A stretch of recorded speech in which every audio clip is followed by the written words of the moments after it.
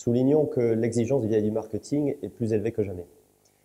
Il s'agit aujourd'hui d'engager les clients à la marque de l'entreprise, de proposer des expériences clients riches, diversifiées, pertinentes, et puis de démontrer l'impact des actions marketing dans la création de valeur de l'entreprise.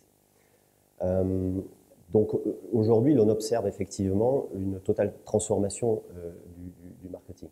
Et j'ai envie de dire que c'est très intéressant parce que les entreprises, les directions marketing qui ont déjà amorcé cette transformation sont beaucoup plus en collaboration étroite avec le CEO dans la conception de la stratégie d'entreprise.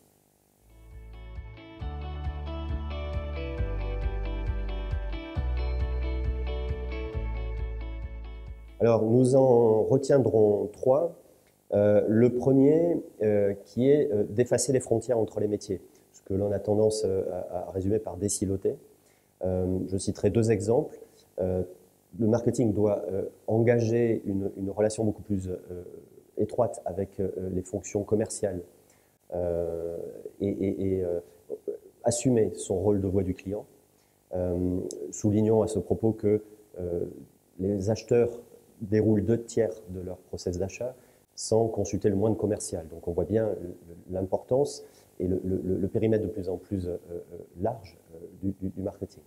Et puis deuxième exemple de ce désilotage, c'est effectivement engager une collaboration, une sorte de symbiose avec la DSI pour effectivement être capable de développer des projets, des plateformes d'expérience client avec du digital et surtout pour créer en un temps très court un impact fort avec les clients.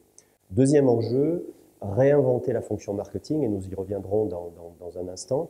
Et puis enfin, le dernier enjeu que nous pouvons mettre en avant est de développer l'agilité, justement dans le but d'accélérer finalement la mise sur le marché, le go-to-market, l'échelle de temps.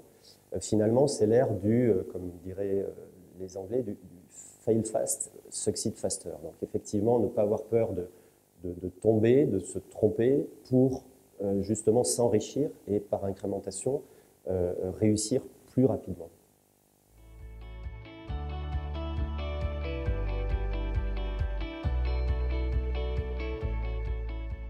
Alors aujourd'hui, l'on n'observe pas de modèle universel et d'ailleurs c'est heureux puisque chaque entreprise a son propre ADN, sa culture, également des compétences issues de son histoire.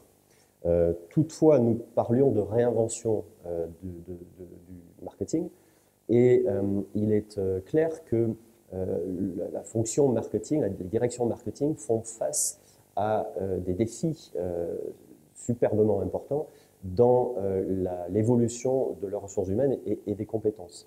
Elles devront réussir, elles doivent d'ores et déjà réussir un savant cocktail entre des expertises très pointues, par exemple dans le brand content, dans la gestion des réseaux sociaux, dans le référencement naturel, payant, dans les analytics, combiner ça avec des profils hybrides, capable de parler à peu près couramment le langage du marketing, mais aussi capable de parler suffisamment couramment le langage de l'IT.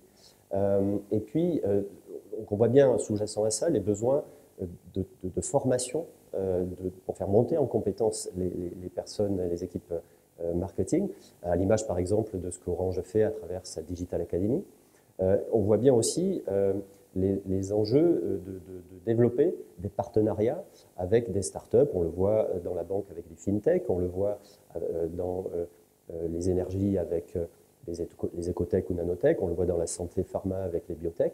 Donc ce qui demande de s'ouvrir beaucoup plus à l'innovation ouverte et donc culturellement transformer également l'état d'esprit finalement de fonctionnement du marketing. Concluons en disant qu'en 2020, le marketing sera fusionnel. Il sera passé de l'expert isolé dans sa coquille, aura assumé sa fonction de chef d'orchestre voix du client et aura réussi à fusionner une multitude de compétences complémentaires dans une organisation réinventée. Vous pouvez télécharger un article que nous avons écrit sur le sujet récemment. Vous pouvez également me contacter directement au lien qui s'affiche actuellement.